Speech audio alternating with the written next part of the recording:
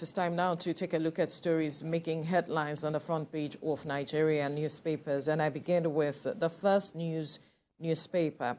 The major story here says, we are compiling lists of Nigerians who incited electoral violence. UK government speaking.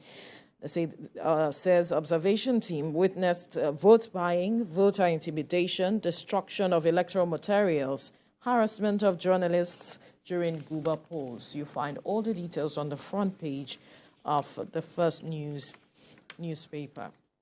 We move now to the front page of the Blueprint newspaper. Guba elections, uneasy calm in Adamawa. Labour Party's Oti wins Abia. Mba emerges in Enugu. 2019 scenario playing out. I'm sure of victory. Venturi speaking. We are ready for rerun. APC also reacting there. You find all the details on the front page of the Blueprint newspaper. To the Guardian newspaper now. Atiku to tribunal. Declare me winner or order rerun. Atiku to tribunal. Declare me winner or order rerun.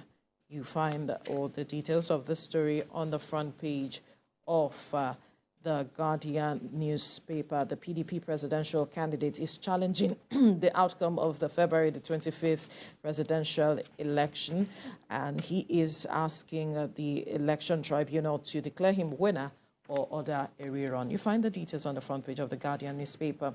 To the Nigerian News Direct, 2023 general elections, cyber attacks on INEC technology hit 16.8 million. Records 3.8 cyber attacks during Guba House of Assembly polls as INEC concludes review of Guba results. All the details on the front page of Nigerian News Direct. To the Daily Trust now. CBN releases mopped up old notes to banks today as NLC threatens mass action despite 1 trillion naira in circulation. Cash crunch persists. Rush for Ramadan shopping amidst Naira scarcity. Price hike. Amazing. Quite similar to the headline that you just took. This Nigeria. Cash scarcity, Labour to shut down CBN offices next week. And the writer reads, beginning begging mobilization in states tomorrow. I guess that begins rather mobilization in states tomorrow. Punch, NLC protests, CBN to flood banks with old Naira notes. Punch, NLC protests, CBN to flood banks with old Naira notes. Daily Sun has it as the screaming headline here. Cash scarcity, NLC set to cripple CBN offices. NLC set to cripple CBN offices over cash scarcity. That's the Daily Sun. The Nation newspaper, workers draw battle line over lingering Naira scarcity. Workers draw battle line over lingering Naira scarcity. And the last but not the least here is the Business Day. Food insecurity risk high on Naira crunch. It's seen it differently from a different angle, saying food insecurity risk high on Naira crunch. It's this Naira scarcity, scarcity of fuel, scarcity of Naira, scarcity of everything. Everything scarcity. Why is it that there's abundance of everything, but there is none of it to consume? Right, and that's what we will be looking at now. The NLC, that's Nigerian Labour Congress, through its president, is not happy with the situation on the ground, especially with regards to the scarcity of the Naira. They had given an ultimatum to the government, a 7-day ultimatum with regards to the scarcity of fuel, scarcity of Naira.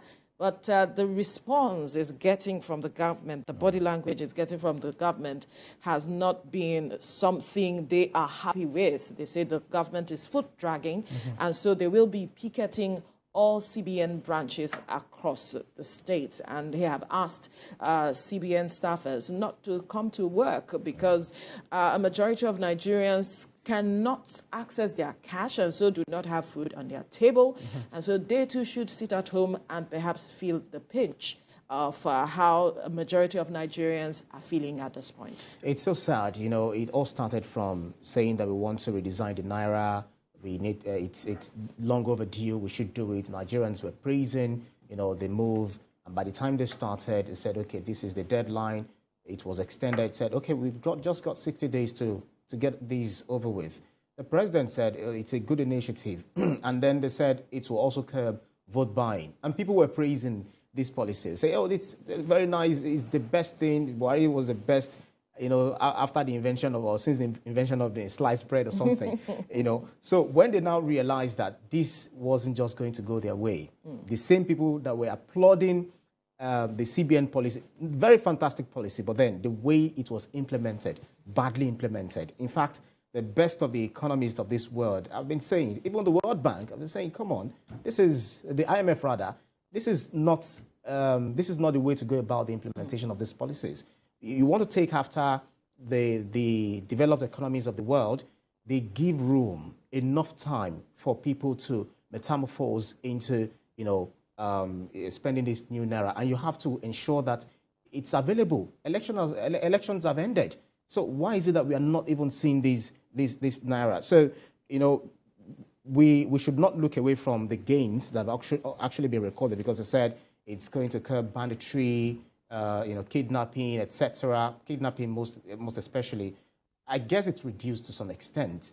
But then we saw one of these bandits, you know, brandishing these Naira notes to all that. Those of you living in the metropolis, living in the urban areas, we have cash, we have more money than you all think. So much so that people that were also you know, kidnapped, they requested that they pay in you know, pay in the new Naira notes. So the POS operatives too, they ensure that they swindle Nigerians. Making a kill. Honestly, was that a kill? They killed Nigerians, not just making a kill out of the money. They killed most Nigerians, because imagine me, you know, seeking to withdraw 5,000 Naira, and they are charging me 1,500. Some as high as 2,000. That is why when the government's policy seems to be biting hard, you know, hitting us hard, we Nigerians also ensure that we make life difficult for ourselves. Unfortunately. You know, quite unfortunate. So the aspect of the vote buying, you know, we have always talked about that, but we saw vote buying, right? Yes, it may not be to the level that we used to know, but then the EFCC made arrests of some persons, even in Kwara State and some other states, who were carrying out vote buying. Some were even doing transfers. So, of course, Nigerians will always find a way to beat the system. And then the aspect of curbing inflation. Our inflation is hitting the roof as it stands. Absolutely. The economy is, as some have put it, grinding to a halt because a lot of persons cannot transact. So what are we doing? We are looking at the papers this morning saying, despite 1 trillion Naira in circulation, cash crunch persists. What is happening? People go to the banks, they can't even access the old notes. What has happened? Nobody is speaking to Nigerians. It was even worse off when the banks dispensed old notes and they wouldn't take it back. That was before the Supreme Court ruled that, as it stands, the 1,000 Naira and the 500 Naira has become illegal tender till December the 31st. So afterwards, people went to the bank and still can't find the old notes. Even if they dilly-dallied before the CBN, you know, issued the statements. That was after the president kind of threw them under the bus, like, it wasn't me. I don't know anything about it. You know, the president also apologized, you know, during the electioneering period, canvassing vote for Obasani of Kaduna State. Kaduna, yes, saying that but that was not to punish the generality of Nigerians. He was speaking in a particular state. Yeah, but we take it that whenever the president speaks, maybe he's talking to Nigerians. He was in Kaduna, you know, canvassing for votes for a particular candidate in a particular state.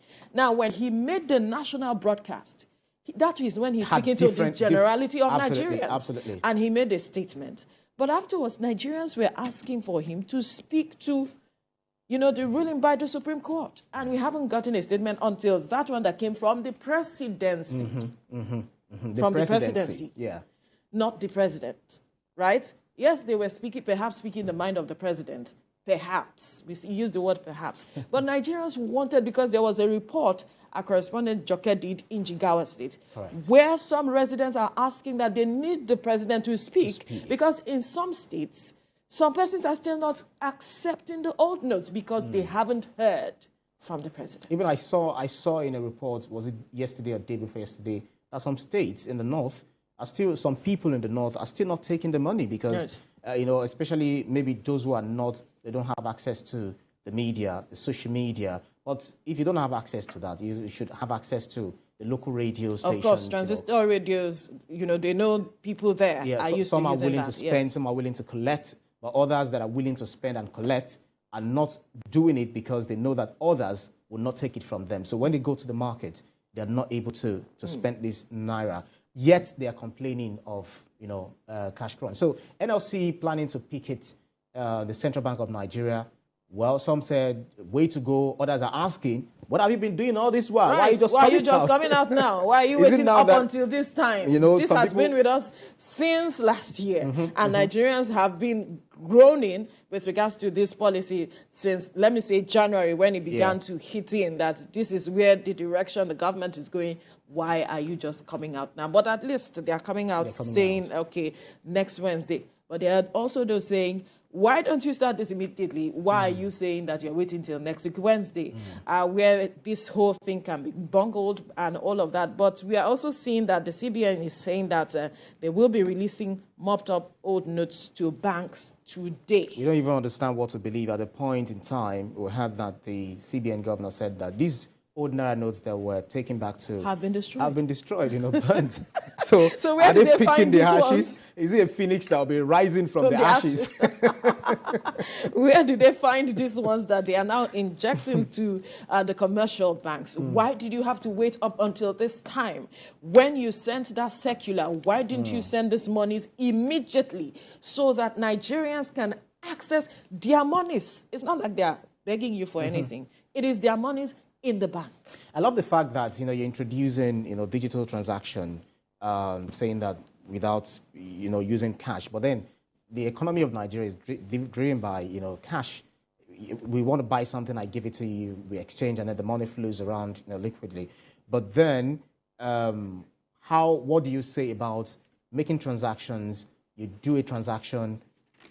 I'm asking you, Veronica, have you seen the money? He said, what money? I've not seen it. So assuming I'm in the market square, I'm buying something, we're making transactions, and you're not able to confirm what I've sent to you. I'll be there for ages. For a long period of time. And it could even lead to So now that we have the period of now and December the 31st, I want to believe that this is the time we will be working on all of those processes. We saw that some platforms, payment platforms, have been introduced into the system to be monitored by the CBN. So we hope that things will be easier, transactions will be better for Nigerians now moving forward, and then make cash available to Nigerians, especially those in the rural areas. And beyond even the rural areas, we have those in the markets, yes, the unbanked, who still need to, you know, get access to this cash. And then trusting the system